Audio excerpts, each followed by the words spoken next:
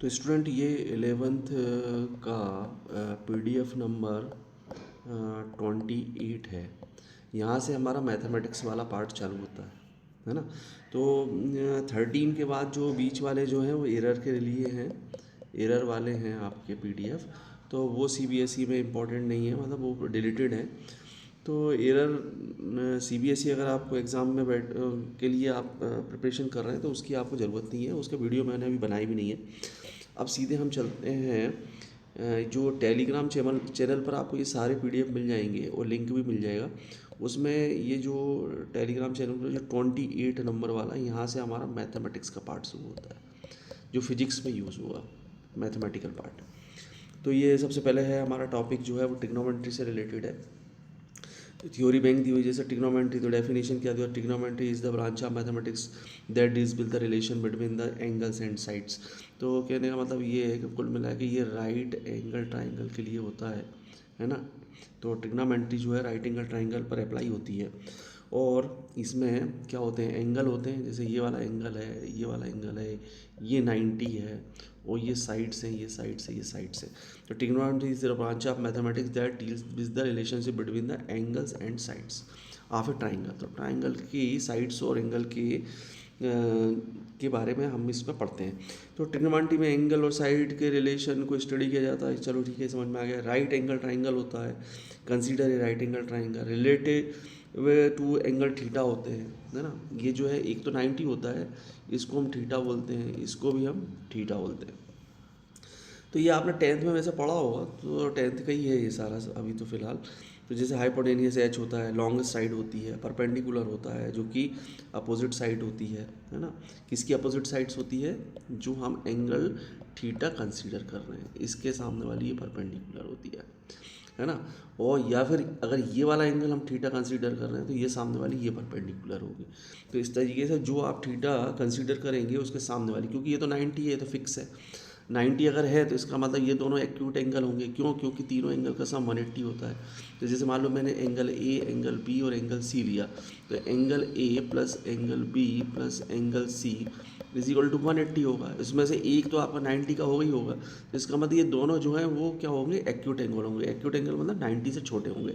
तो 180 में से आप 90 माइनस कर दोगे जो एंगल बी वाला है, तो बचेगा कितना, 90। और ये जो 90 होगा वो ए और सी मिलाकर होगा। तो angle A plus angle C is equal to 90 होगा। अब मान लो सी एंगल अगर 1 डिग्री का भी होगा, है ना, तो जो ए होगा वो 90 में से 1 माइनस हो जाएगा तो वो 89 का हो जाएगा। इसका मतलब ये दोनों एंगल 90 से छोटे हुए। तो 90 से छोटे हुए तो इसका मतलब एंगल ए और एंगल सी जो है उनको हम थीटा से रिप्रेजेंट करेंगे, जो कि एक्यूट एंगल होंगे, मतलब 90 से छोटे होंगे। तो ये आपको समझ में आ गया होगा। ये तो ये आपने 10th में पढ़ा हुआ है। एडजेसेंट साइड क्या होगी, जो इससे जैसे ये वाला थीटा है, इसके सामने वाली जो ये है वो हो जाएगी परपेंडिकुलर, इसके सामने वाली ये जो है हाइपोटेन्यूज, और ये इसको बोलेंगे हम एडजेसेंट साइड, है ना। तो जो थीटा एंगल हम ले रहे हैं उसके सामने वाली को बोलेंगे परपेंडिकुलर, और जो उसकी एडजेसेंट साइड मतलब जो इस एंगल से चिपकी हुई साइड होती है उसको बोलते हैं हम बेस। तो एडजेसेंट साइड जो ये वो बेस हो जाएगा हमारा। फिर साइन थीटा, तो sine theta is equal to होता है पी बाई एच। हमें पता है पंडित बद्री प्रसाद हर हर बोले, तो ये साइन है, ये कॉस है और ये टेन है। तो साइन, कॉस और टेन। तो साइन इज इक्वल टू होता है पी मतलब परपेंडिकुलर और एच का मतलब हाइपोटेनियस। तो पी अपॉन एच मतलब पंडित बद्री प्रसाद हर हर बोले। इससे हम ये चीज़ें मतलब याद रखने के लिए ये एक फार्मूला है। तो sine theta is equal to हो जाएगा। तो साइन थीटा जो है क्या है, वो दो साइडें जो एक परपेंडिकुलर और हाइपोटेनियस, इनका क्या रेशो है। तो जितने भी ये जो साइन थीटा हैं, कॉस थीटा हैं, ये रेशो ऑफ द साइड्स हैं। तो रेशो ऑफ द साइड मतलब पी अपॉन एच। फिर कॉस जो है वो बी अपॉन एच है और टेन जो है वो पी अपॉन बी है। तो ये 10th का है सारा, तो आपको ये पता ही होगा अच्छे से, 10th में आपने पढ़ाई है। उसके बाद में ये कुछ आइडेंटिटीज़ होती हैं, जैसे sine theta plus cos theta is equal to 1। तो जैसे हम एक हेक्सा बना लें, अगर ये इस तरीके से एक हेक्सा बना लें और बीच में 1 लिख दें, तो यहाँ पे लिखेंगे हम साइन, यहाँ पर लिखेंगे कॉस, यहाँ पर लिखेंगे टेन, यहाँ पर कॉट, यहाँ पर सेक और यहाँ पर कॉसेक, यहाँ पर 1। तो ये जो है इस तरीके से क्लॉकवाइज डायरेक्शन में हम ये एंगल बना लेंगे। तो इसको भी स्क्वायर कर दो, इसको भी कर दो, तो sine square theta plus cos square theta is equal to 1, ये 1 है। तो sine square theta plus cos square theta is equal to 1। फिर ये जो है टेन है, तो क्या हो जाएगा टेन स्क्वायर थीटा और प्लस इसके बाद में आ रहा है 1, तो प्लस 1 और इज इक्वल टू में ये जो है आ रहा है sec square theta, sec square theta.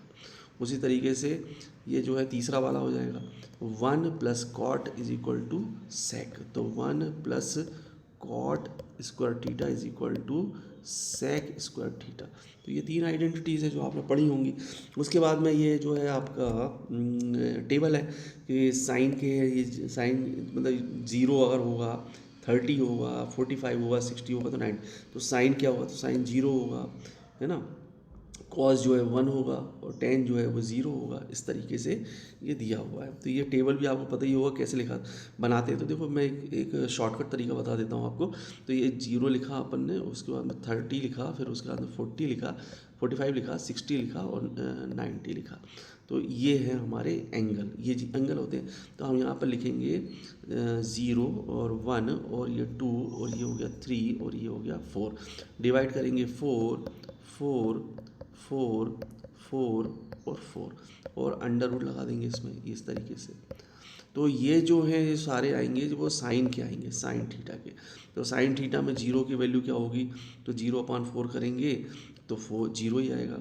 1/4 करेंगे तो 1 का रूट क्या होगा, 1 ही होगा, और 4 का रूट क्या हो जाएगा, 2 हो जाएगा।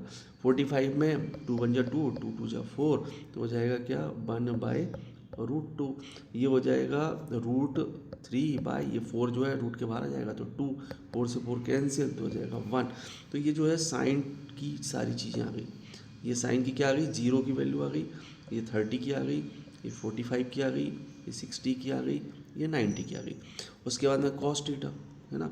तो कॉस थीटा में आपको अब कुछ नहीं करना है, बस आपको एक साइन अगर आ गया तो बाकी सब फटाफट निकलते हैं। इसको आपने जो इस ऑर्डर में लिखा उसको आप इस ऑर्डर में लिख दो, है ना। असेंडिंग ऑर्डर है ये असेंडिंग ऑर्डर है। आप कॉस को डिसेंडिंग में लिख दो, मतलब 1 को पहले लिख दो, फिर √3/2 को लिख दो, फिर 1/√2 लिख दो, फिर 1/2 लिख दो और फिर 0 लिख दो। आगे समझ में, ये इस तरीके से शॉर्टकट तरीका। उसके बाद में टेन, तो टेन क्या करेंगे, साइन अपॉन कॉस होता है, साइन अपॉन कॉस। तो देखो ये साइन है ये कॉस है, इसको आप डिवाइड कर दोगे तो 10 आ जाएगा, 10 0 आ जाएगा। फिर उसके बाद में इसको इससे डिवाइड कर दोगे तो 10 30 आ जाएगा। इसको डिवाइड कर दोगे तो आ जाएगा 10 45। इससे इसको डिवाइड कर दोगे तो आ जाएगा 10 60। फिर उसके बाद में इसको इससे डिवाइड कर दोगे तो आ जाएगा 10 90। तो देखो साइन अपॉन ये 1/0 आएगा, तो ये क्या हो जाएगा, नॉट डिफाइंड, मतलब इन्फिनिटी। और इसका साइन का जो रेसिप्रोकल होता है, ये साइन का रेसिप्रोकल होता है कॉसेक। रेसिप्रोकल का मतलब जैसे साइन 0 की वैल्यू 0 है तो कॉसेक की वैल्यू हो जाएगी इसकी मतलब 0 है मतलब 0/1 होगी। इसकी साइन की क्या होगी, 0/1 बोल सकते हैं अपन इसको। तो कॉसेक क्या हो जाएगा हमारा 1/0, 1/0 रेसिप्रोकल हो जाएगा। तो 0/1 की जगह हो जाएगा 0/1 की जगह हो जाएगा 1/0। तो 1/0 का मतलब तो हो जाता है नॉट डिफाइंड। तो इस तरीके से हम ये साइन का हो गया, कॉस का हो गया, टेन का हो जाएगा उसी तरीके से। तो ये 10th का मैटर है, ये 10th का ही मैं आपको क्या बोलते हैं एक तरह से आपको रिवाइज करवा रहा हूँ। उसके बाद में सबसे इंपॉर्टेंट चीज़ कि ट्रिग्नोमेट्री का यूज़ फिजिक्स में अब आती है यहाँ से कहानी कि फिजिक्स में ट्रिग्नोमेट्री का यूज़ कहाँ से शुरू होता है। तो सबसे पहले ये देखेंगे हम कि कहाँ से शुरू होता है, यहाँ से शुरू होता है फिजिक्स एप्लीकेशन। तो सबसे पहले वेक्टर रिजोल्यूशन। वेक्टर रिजोल्यूशन का मतलब क्या होगा, चलो मैं इसको पहले हटा देता हूँ, ये वाला पोर्शन हम हटा देते हैं तभी हमें जगह मिलेगी आगे सॉल्व करने के लिए। तो ये हटा दिया हमने। अब बात करते हैं ये वाला फिजिक्स एप्लीकेशन, ये है ना, इसको भी हटा देता हूँ, इसको भी हटा देते हैं, है ना। तो जैसे मान लो कि वेक्टर क्या होता है, वेक्टर का मतलब होता है कि ये जो है एक्स एक्सिस के अलोंग वेक्टर है, ये जो है एक वाई एक्सिस के अलोंग वेक्टर है, और इसके भी एक परपेंडिकुलर होगा ये वाला, तो ये हो जाएगा जेड एक्सिस के अलॉन्ग। तो एक्स एक्सिस, वाई एक्सिस और जेड एक्सिस। तो वेक्टर क्या होते हैं? तो एक फिजिकल क्वांटिटी होते हैं वेक्टर। वेक्टर क्या होते हैं? Physical quantity. दो प्रकार की फिजिकल क्वांटिटी होती हैं, एक होती है स्केलर, स्केलर और एक होती है वेक्टर। तो जैसे मान लो जिसमें हमको डायरेक्शन की ज़रूरत नहीं है, डायरेक्शन की ज़रूरत नहीं है, तो वो क्वांटिटी होगी स्केलर। और जिसमें हमें डायरेक्शन की रिक्वायरमेंट है, डायरेक्शन की रिक्वायरमेंट है ना, तो वो होगी हमारी वेक्टर। अभी हम कैसे समझेंगे? जैसे मान लो हमसे बोला कि भैया 1 kg शुगर ले आओ, 1 kg शुगर लिखना है। तो 1 kg अगर लिखना है तो 1 kg के लिए हमें डायरेक्शन की ज़रूरत नहीं है। लेकिन यदि हमको 1 N फोर्स लिखना है ना, तो फोर्स भैया किस डायरेक्शन में लगा रहे हो आप? जैसे मान लो एक ये टेबल है और इसके ऊपर हमने एक ऑब्जेक्ट यहाँ रख दिया, इसको हमको इधर खिसकाना है, तो सीधी सी बात है हमको फोर्स इस तरफ लगाना पड़ेगा। लेकिन आपने अगर फोर्स इस तरफ लगा दिया तो ये जो है इधर शिफ्ट करना था, उसकी जगह वो इधर शिफ्ट हो जाएगी, तो ये तो गलत हो गया।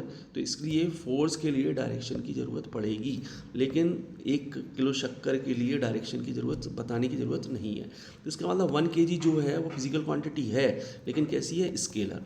और न्यूटन फोर्स जो है वो एक वेक्टर क्वांटिटी है, क्योंकि यहाँ पर डायरेक्शन इंपॉर्टेंट है कि डायरेक्शन आप किस तरफ इस बॉक्स को किस तरफ खिसकाना चाहते हैं। इस तरफ मतलब राइट में, लेफ्ट में, या नीचे या ऊपर, तो डायरेक्शन ज़रूरी है। तो डायरेक्शन होगा तभी तो वो आप सही डायरेक्शन में उसको शिफ्ट कर पाएंगे। तो ये जो यहाँ पर ज़रूरत पड़ती है हमें डायरेक्शन की, और डायरेक्शन जिनमें ज़रूरत है उसको बोलते हैं वेक्टर। तो ये जो है यहाँ पर मैग्नीट्यूड के साथ साथ आपको डायरेक्शन की भी ज़रूरत। मैग्नीट्यूड मतलब उसकी वैल्यू, जैसे मान लो 1 N और ये हो जाएगा ईस्ट से वेस्ट, जैसे मान लो ये, तो ये डायरेक्शन हो गया, और 1 N क्या हो गया? फोर्स हो गया। तो आई थिंक बच्चों यहाँ तो समझ में आया होगा आपको कि इस तरीके से हम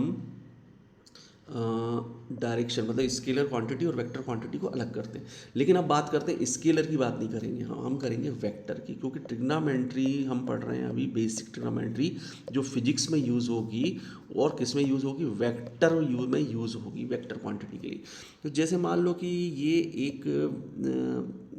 एक मान लो ये रूम बनाया मैंने, ये रूम है, ये रूम इस तरीके से अपन ने बनाया, ये बनाया, ठीक है। अब ये रूम बनाया, अब ये रूम बनाने के बाद आप देखो यहाँ पर ये जो है एक डायरेक्शन ये है, एक डायरेक्शन ये है और एक डायरेक्शन ये है। तो इसको हम बोलेंगे x, इसको बोलेंगे हम मान लो y, तो इसको बोलेंगे z।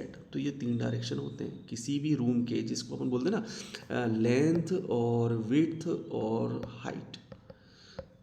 तो ये जो है इनके तीनों के डायरेक्शन अलग होते हैं। ये एक्स एक्सिस के अलॉन्ग है, ये जो है जेड है और ये वाई है, या इसको आप वाई ले लो, इसको जेड ले लो, वो ये अलग बात है। तो इसका मतलब इसमें 3 डायरेक्शन होते हैं। तो अगर मान लो आपने वेक्टर ऐसे ये वाला है ना, कमरा अगर ये बिल्कुल सही बना हुआ है, तो ये एक जो है वो एक्स एक्सिस के डायरेक्शन में होगा, एक जो है वाई डायरेक्शन में होगा और एक जो है वो जेड डायरेक्शन में होगा। इस तरीके से होगा। लेकिन अगर मान लो, जैसे इसको मैं हटाता हूँ, ये बहुत इंपॉर्टेंट चीज़ है जो मैं बता रहा हूँ, इसको आप अच्छे से समझें। तो कहने का मतलब ये है कि जैसे मान लो ये वेक्टर मैंने ड्रॉ किया इस तरीके से, तो ये एक्स एक्सिस के अलॉन्ग है ना, मतलब फोर्स आप जो है लगा रहे हो एक्स एक्सिस के अलॉन्ग।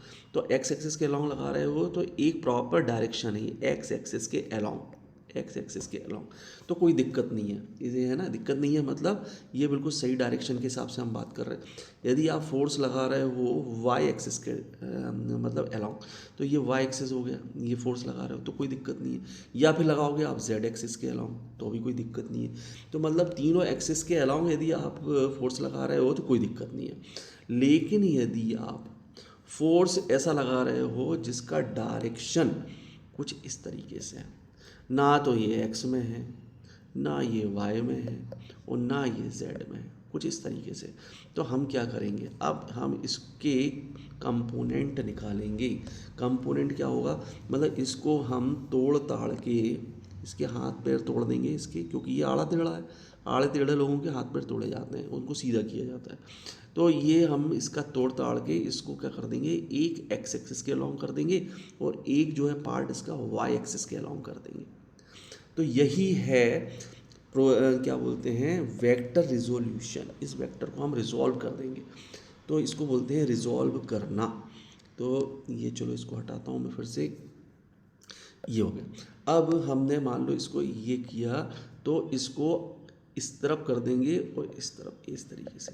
तो ये अगर वेक्टर ए था, अगर ये ए वेक्टर था, वेक्टर को इस तरीके से ऊपर एरो लगा के शो करते हैं, तो अगर ये वेक्टर ए था तो ये वाला जो ए का जो है एक्स डायरेक्शन वाला पार्ट हो गया और ये जो है वो ए वाई हो गया।